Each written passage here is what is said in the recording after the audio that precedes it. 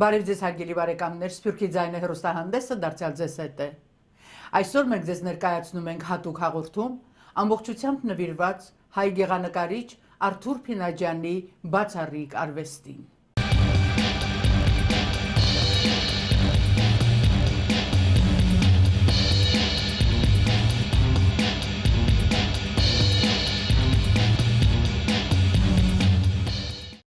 Rarely do we discover a worthy artist who works alone and unheralded.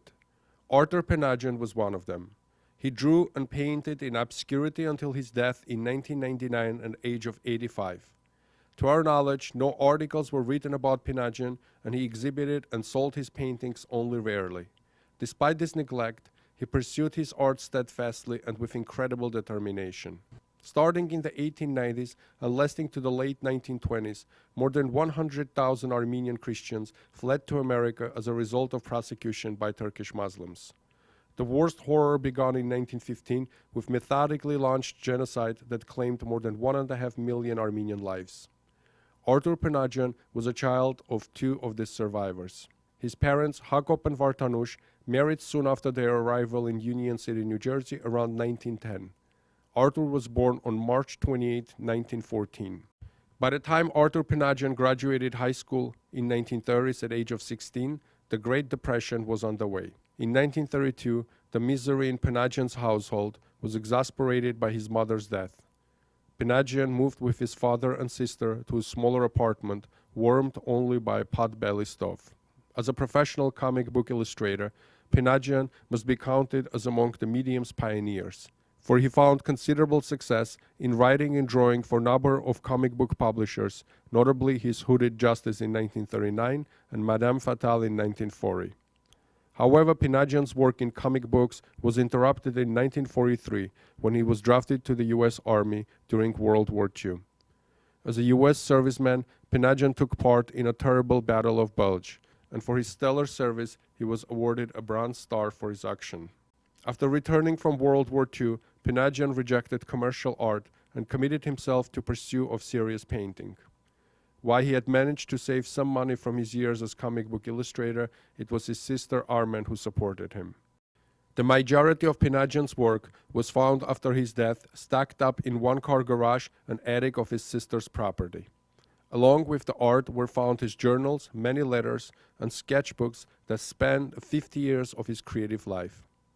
Today, the newly discovered Pinajian collection is valued for millions of dollars and generates interest from major galleries and museums from around the world. Recently, Voice of Armenians TV New York sat down for an interview with Thomas Schultz, Executive Director and Chief Curator at Gallery 125. He shared with us his incredible story of a chance find that changed his life and brought the works of this remarkable artist to the world stage. We're here at the Gallery 125. Thomas, thank you very much for hosting us here. It's wonderful to be in this beautiful space. I want to start our conversation by asking you about the story of how you came about the work of Mr. Arthur Pinajian. So we're in Gallery 125, which was a gallery I opened approximately 5 years ago after I discovered Pinajian's works. Pinajian lived in Belport Village from 1973 until his death in 1999. It wasn't until his sister Armen died in 2006 that the little cottage became available on the real estate market. With the purposes of putting it back on the market in order to make a profit in what was a hot real estate market. So you were in real estate at the time? Not really. I'm an entrepreneur. I've always been in my own businesses, and my business partner Lawrence Joseph from California decided that it was prudent to maybe also ride that wave of the real estate bubble. Little do we know that as soon as we acquired the Pinajian cottage, the crash would occur and the Great Recession would begin. So we never sold the Pinajian cottage, but little did we know that in the smallest cottage on Long Island, which is only 625 square feet, what would be the most important, most significant art find in American contemporary art. It's absolutely remarkable. So you see this cottage, you guys decide to buy it, to turn it into, make some profit out of it, and then what happens? So I walk into the cottage during one of my first previews of the cottage, and I noticed in the back garage and in the attic there was a tremendous amount of art. original art created by one man. It's based on the signature, and it spanned over 60 years based on the dates. And I knew immediately that I was looking at someone's life's work. It wasn't until a year later when we put the work in front of scholars and historians that we realized there was any value to the collection. But at that moment when I first saw it, I knew it was someone's life's work and someone's passion, and I wasn't going to be the one to put it into the dumpster that was waiting outside. The owners of the house, or the family, didn't know what to do with this large body of artwork. So it was left in the garage when the house went onto the real estate market. And they never discarded it, luckily. And when I came onto the scene and we were interested in the cottage, they suggested that we throw everything that was in the garage, which included other items such as old dressers and boxes and other things that you would find in the house. We asked the family if they had any interest in it, and they said, well, we have 100 pieces of art from the artist, and what do you do with 7,000 or so? Luckily, we came onto the scene and we had the ability, the means, and the desire to do something with it. And when we did go back to it 6 or 7 months later, after we renovated the cottage, we realized we had journals and diaries and notes, and we had work spanning 60 years, and we had the artist's World War II medals and all sorts of personal effects. So we had a complete body of work, including all the personal items that go along with that. Truly a fascinating story. I'm curious, when you walked into that attic or a garage, where was the moment of that little aha, when you felt like you were looking at something that has a true cultural significance? My first instinctive reaction was that this was someone's life's work, and my thoughts went back to my father, who died in 1992, and when he died, there was really not much except my memories of him remaining. So here I am in front of someone's life's work, who I found out passed away, in Arthur Pinajian. He passed away in 1999. Here is an opportunity to save someone's life's work, and so I thought it was my duty to do so. I also thought the art was excellent. I'm a fan of abstraction. I always liked abstract expressionism. In the 1940s and 50s, New York became the art capital of the world because of the abstract expressionist movement, and it took the spotlight off Paris. And I recognized right away from the dates I was looking at works from that period. So now you get back to it, you realize you have something significant, and you bring in professionals to give you an idea of what is it that you have, and then you receive a news of what is it. We decided to rent two little locations across the street from the Patchogue Theater in Patchogue, and we start to spread out the collection. I hired a couple of helpers to help unroll the canvases, which were tied up with string. And what was interesting, when Pinajian put them away, he would layer the canvases, 5 or 6 layers of canvas, and he would roll them tightly and tie them off with string. So when you snip the string, and try to unroll the canvases just wanted to roll back, almost like a spring. And it took months for them to relax and settle. We had to use weights, and so there was 4 or 5 or 6 months of just getting the collection open. And at times spiders would crawl out, and some of the works on paper that were moldy and moist were set up so that they would dry. And at that moment, that first adventure into the collection was emotional. Oh, I'm sure. I was actually thinking that, because you are unraveling somebody's life, in essence. That's right. Yeah.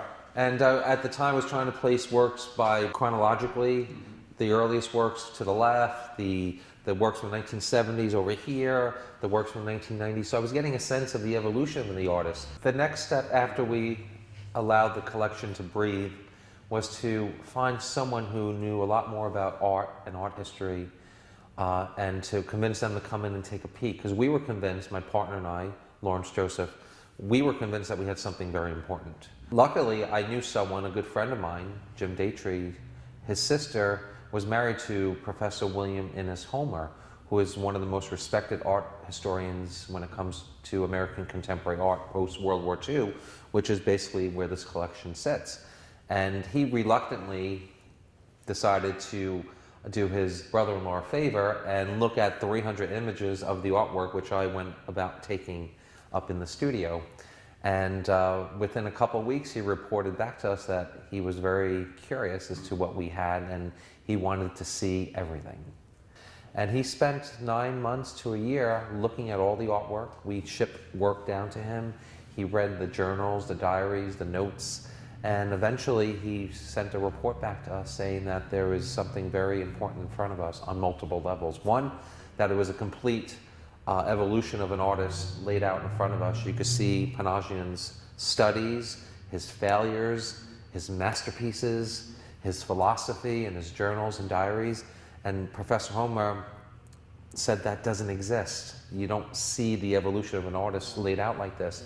And he said one of the most important aspects of this collection is that it is together and that it is intact, and you're not seeing a curated portion of the collection like you do when you see de Kooning or Picasso. You see their best works.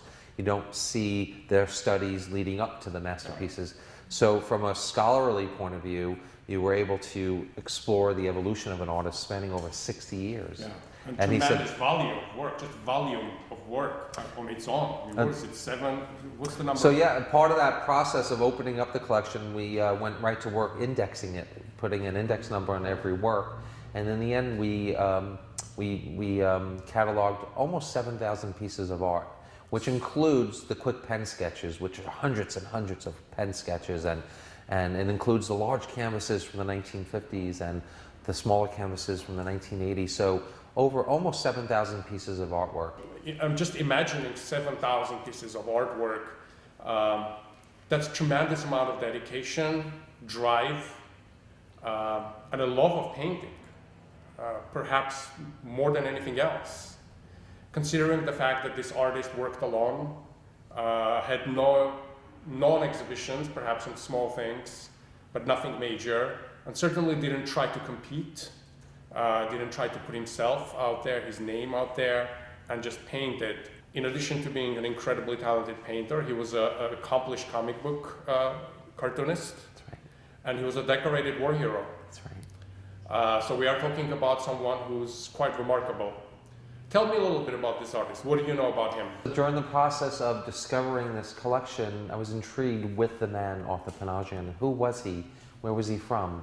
Luckily, the family and many family members from different sides of the family were willing to collaborate with us and to share information about Arthur Pinajian, whose Armenian name is Ashad Pinajian,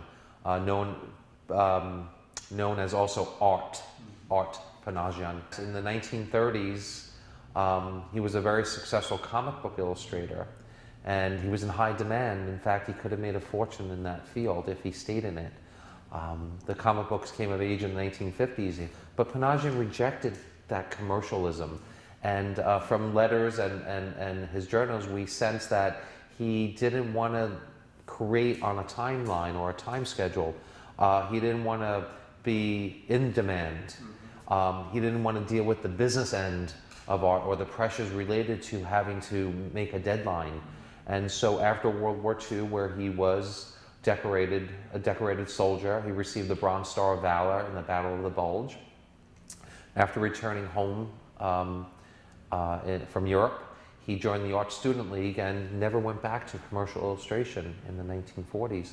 And he started creating large canvases in the early 40s and right through the 40s and 50s. He was hanging out with a lot of famous artists at the time: William de Kooning, Jackson Pollock, Mark Rothko, Clifford Still. He knew them, he hung out in their inner circle, but unlike them, he wasn't a drinker or a partier. He would just simply sketch while they were drinking, say, in Greenwich Village. Unlike them, he did not have a gallery. He was simply painting and putting the painting aside. And it's just another example of him just rejecting commercialism. You know, there's also a character of his sister, someone who supported him. That's right. Someone who was there to provide an environment for him to work. What do we know about her? So Armin and Arthur Pinajian lived together their whole lives for the most part. It's just, the whole thing is remarkable. I mean, every aspect of this story, one after another, is remarkable. It's simply remarkable. In this day and age, in 21st century, to hear this kind of pure, untouched story of of an artist. Please continue. Certainly. And there is one of the questions that I'm often asked is, how did he support himself? And the answer is his sister. She's the hero. She paid the bills. She and he lived together their whole lives. She died, Pinajian died in 1999, and Armin, his sister, died in 2006. They lived together mostly their whole lives, with Armin holding a 9-to-5 job and paying the bills, allowing her brother to simply paint. And she was his #1 fan. We know from his writings and from family interviews that she thought his work was phenomenal, and she was willing to take it to the galleries and show the works in New York, and she did. But she didn't have success, and she wasn't really supported by her brother. He simply didn't want to even think about the idea of hooking up with a gallery and trying to show his work. He did show his works at little art fairs in Woodstock, New York, and he would write in his journals that he sold a painting for $200, and he took the $200 and went out and he bought more canvas. Yeah. And but it appears from his writings that if there was a lot of stress and anxiety with the business end of art, he just put that aside and went to paint. And it's a privilege for me to be able to expose his great work to the world, always keeping in mind what he would have wanted. I find myself in a position of doing that for him now. And each time we have an opening reception of his works, I imagine him being there where he might be just sitting quietly in a corner and not wanting the attention. Yeah. But pleased that his work is getting the critical recognition that it certainly deserves. I feel it's a gift that I have been given to bring his works to the public and to the world. And do we know what he wanted to do with the paintings towards the end of his life? Yeah. In his final decade of life in the 1990s, when his sister would ask, what are we going to do with your collection? He would tell her, simply throw it out. Throw it in the dumpster. Just throw it out. And we know from Pinajian, a cousin from Berkeley, California, that was more out of frustration and just not knowing what to say, what to do. He thought he was the next Picasso. He thought his works were better than, say, William de Kooning. In fact, he writes in his diary that he went to visit a gallery where William de Kooning, his good friend, was having a show at the Fuller Building. And he comes out of that show saying his works are better than his friend William de Kooning's work. A famous art critic, John Perrault, writes in an essay that unlike his more famous peers, because Pinajian decided not to jump into the marketplace, his work evolved differently. His work wasn't created to make a dollar. His work was created just to express himself and just to lay down on canvas or on paper his emotion, where some of his other more famous peers, they always had the dollar sign as they were creating their works, and the art was possibly different because of that. And so we have a good example of an artist who simply created to create and not to make a fortune. Listening to you, I'm realizing that in many ways you yourself bended the destiny of this artist by discovering his work, by saving his work. But in many ways also, this artist has bended the destiny of yours. That's right. And I find that quite fascinating. Because right now we are sitting at your gallery, and while you were an entrepreneur, I'm sure that having a gallery was not perhaps part of the business plan. But here we are in this magnificent space, and I'm listening to your eloquent and beautiful conversation about this artist. Tell me how he influenced you. I'm driven by him. I am inspired by him. I always think about how he would wake up every day and the first thing he would do is simply go about his painting. I find myself waking up each day and the first thing I think about is what can I do to ensure that the legacy of Arthur Pinajian is cemented in art history. And for 7 years I've been doing that. And I like to say that I've been Pinajianed in that that's what he did. He focused on what he wanted to do.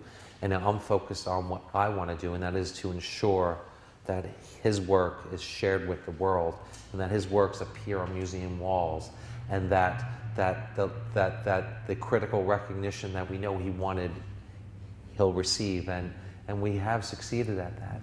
Major museums have acquired his work. Major collectors are flying in from around the world to look at his work, and then they too acquire. So ironically, whenever we do sell a work, or whenever a collector acquires the work, it's almost a painful experience in that one work now leaves the collection.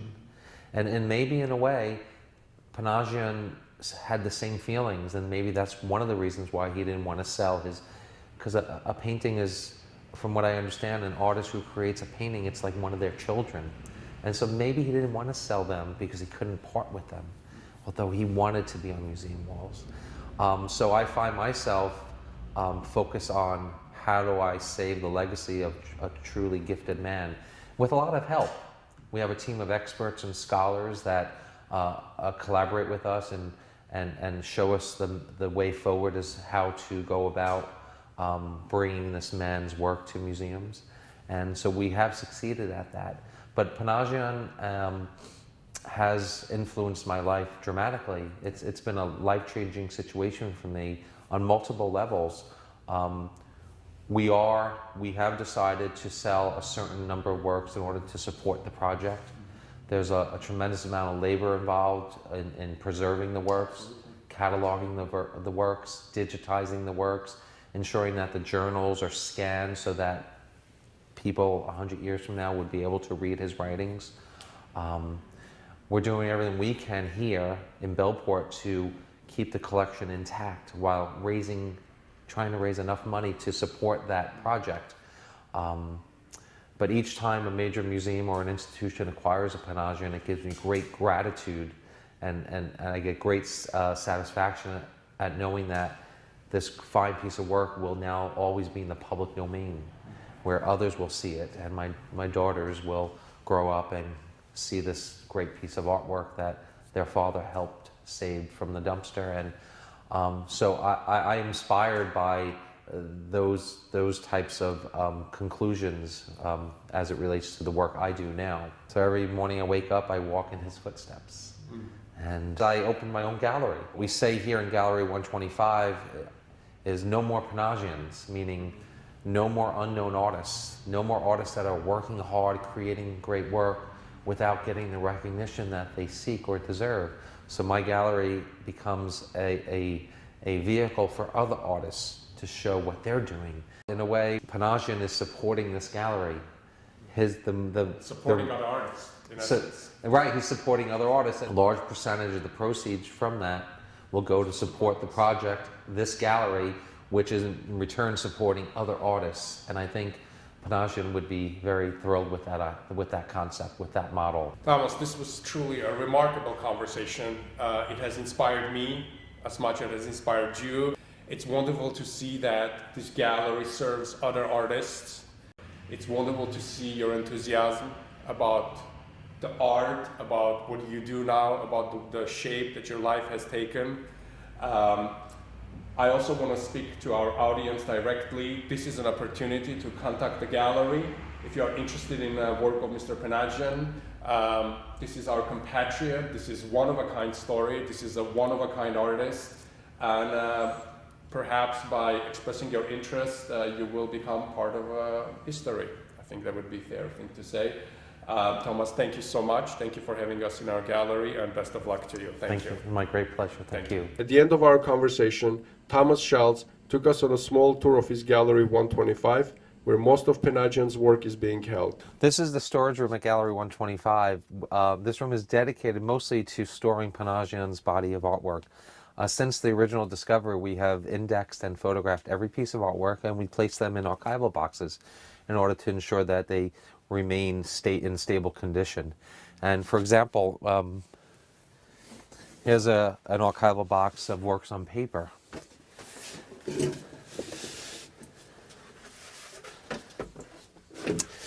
And you can see this is a work that was created probably in the 1960s. You can see it's oil on paper, and it's just a fabulous example of an abstraction or an abstract landscape. It's possible that there is a foreground here and a background.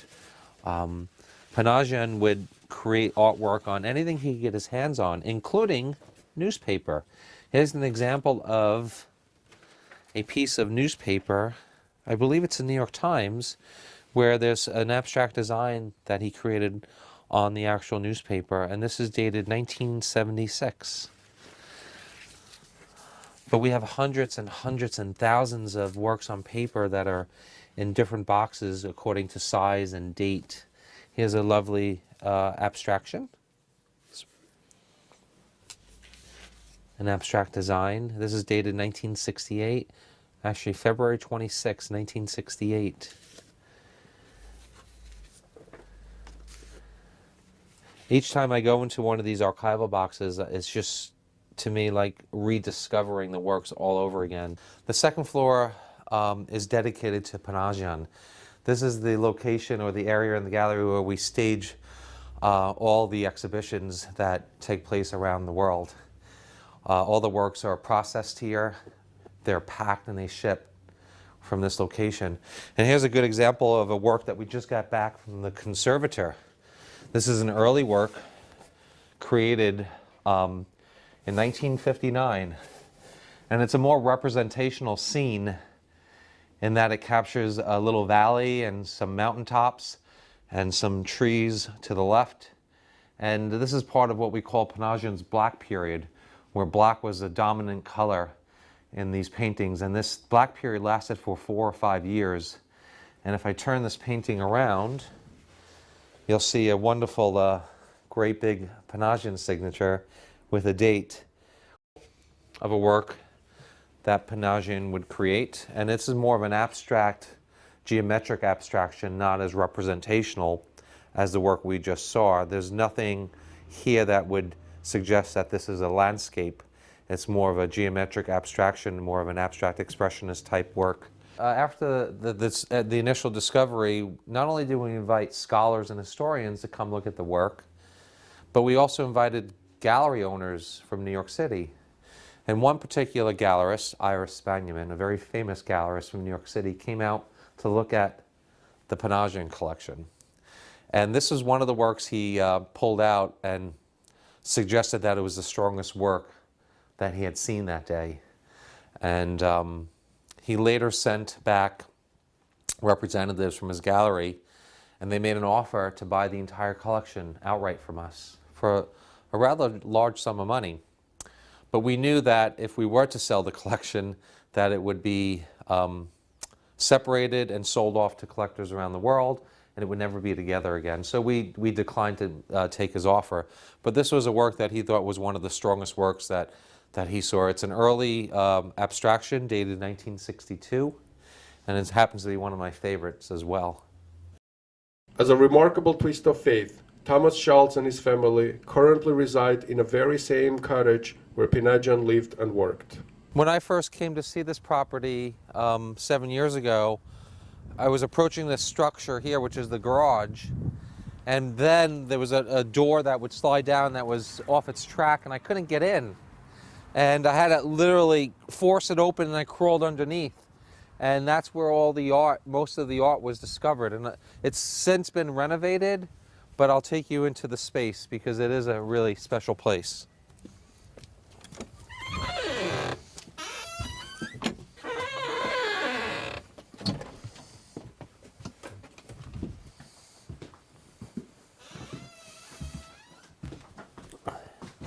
It was in this part of the garage, in the back portion, right in this corner, where all the works were stacked about this high.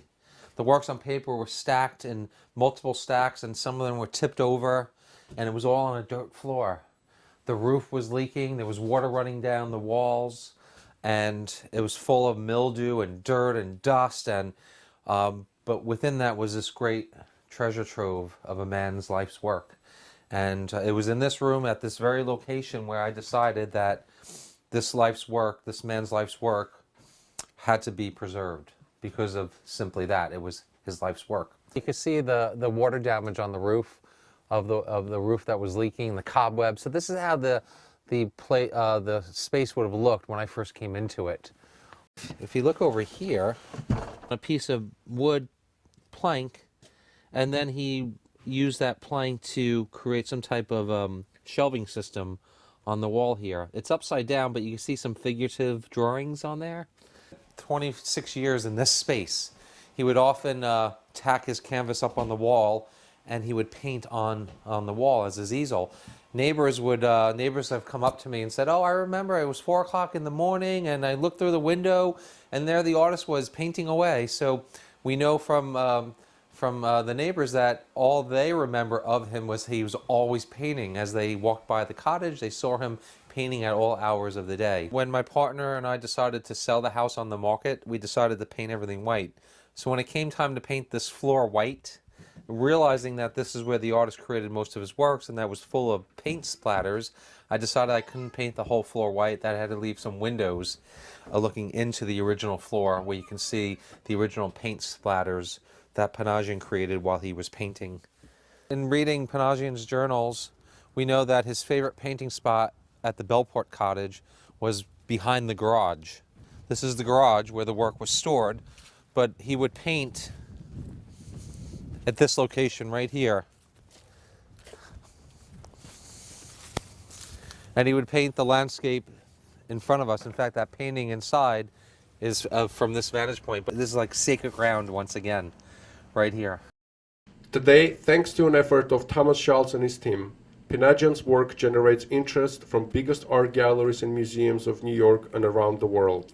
However, Thomas Schultz puts a special effort to bring the works of Arthur Pinajian also to Armenian audience. One such event was an exhibition of Pinajian's paintings at Saint Illuminator's Armenian Apostolic Cathedral. Among the present of the exhibition, the prelate Archbishop Oshagan Chaloyan, were Reverend Father Mesrob Lakisyan of Saint Illuminator's Armenian Apostolic Cathedral, who was an organizer of the exhibition, and an American art historian, advisor, and publisher, Peter Hastings Falk, as well as Thomas Schultz, owner of the Gallery 125, and Associate Director of Gallery and Exhibition Organizer Anto Garibian, among others. The members of our community and art lovers of all age groups had an opportunity to experience firsthand the powerful works of this master Armenian painter. It's not every day that you come across of a revolutionary body of work in its entirety unfolding in front of your eyes in a form of a discovery. When you first time heard about Pinajian's work or saw the images or JPEG images on a computer, what went through your mind? To tell you the truth, anytime you look at an artist's entire body of work, in this case 50 years worth of painting, thousands and thousands of works, it's very difficult to tell what's going on. It took a much longer time for me to really understand it. I saw so many different styles and types of works. I saw some works that were purely derivative of Picasso, so that was not interesting to me. But then I saw some brilliant gems that were totally unique and compelling. That's what made me dig deeper. That's what made me spend 6 months going through all the paintings, sorting them, putting them in an order I could make sense of his life. You spoke about the process of evaluating the work, putting a value to it, and finding its place in a history of the art world. If you can elaborate a little bit more exactly, particularly in the context of this work, of Pinajian's work, how do you do that? How do you approach an artist who's never exhibited, who has never been listed anywhere, who's been a recluse, as you said, and pretty much spent his entire life painting for the sake of the art? How do you comprehend it from the business standpoint? When we're dealing with an artist who's totally unknown, in this case, Pinajian was not just a rediscovery because he wasn't known before. He was a completely new discovery, utterly unknown. So how do we establish value? It's very important to get a consensus among other art historians, just to make sure that what you're seeing, they agree with. And that's what we did. We got a consensus across the board of every art historian we spoke with and to whom we showed the images.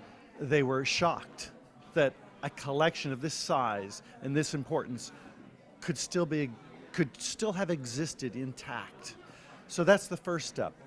Then the next step is knowing the quality of the work and the style is to compare it with the works of the artist's better known peers who are in galleries, who do have galleries promoting them over a long period of time. As an expert, as a professional, where do you see Pinajian's work 20 years from now? I can guarantee you that 20 years from now, Pinajian's work will be in many more museums around the country. Already, there are 3, 4 major museums who've acquired his works. There are going to be many more. We'll see to that. And there are a number of very important big collectors in America who have purchased his paintings with the intention, in fact, of someday donating them to museums. Why was it important to bring this Armenian artist into an Armenian home? That's a wonderful question. I find whenever we do bring the Pinajian collection to an Armenian a venue, I find it's a very emotional experience for me. And that may stem from my own experiences as a Hungarian whose grandparents fled Hungary during the Nazi Holocaust, and knowing that Pinajian's family fled Turkey during the Armenian Holocaust. And so there's a parallel path that I think my family and his family traveled, and to be able to be responsible to exhibit Pinajian's work under spotlights to his people is very moving to me. So for me, it's a very intimate moment to be here in St. Illuminators Cathedral and to be supported by the people here and the parishioners, and I feel like I'm a family member, and it's my great honor to be able to move Pinajian's work all around the world, but most appealing to me is when I bring his work to a cathedral such as St. Illuminators. When I started as a kid, I've always came to this church. Every Sunday we'd always come down and say, oh, Derhard is going to be talking, Derhard is going to be speaking. And then when I started the gallery, I had to live in Long Island for the most part, and I kind of took away from the church part. So when I started, working at the gallery, it kind of acted as a second home. So to bring all those second homes together, it was kind of like a full circle of what was come to be, which is this exhibition right here. Ես կուզեմ քանի խոսքով ասել, թե ինչպես գրցանք այս ցուցանտեսը այստեղ գազմագերվել։ Ուրեմն սեպտեմբեր ամսուներ մենք լավ բարեկամություն հաստատեցինք նոր սեփականատերին հետ, բարոն Թոմաս Շուլցի հետ, եւ իր հետ միասնաբար որոշեցինք եւ ծրագրեցինք այս ցուցանտեսը, եւ ուրախ եմ ասելու, որ արդեն բավական մեծ հետաքրքրություն, մեծ աղմուկ հանած է, ոչ թե միայն մեր քաոթի մեջ, այլ ընդհանրապես։ Իսկապես ես անչափ շնորհակալ եմ եւ ուրախ եմ այսօր այս ցուցանտեսին համար. Arthur Pinajian's life, above all, is a model for those who feel that they must follow their calling despite the lack of public acceptance. It is thanks to undeterring spirit and creative drive of this remarkable Armenian artist that the art world today is richer, and for us Armenians, Arthur Pinajian's name has been added to the list of our major Armenian painters.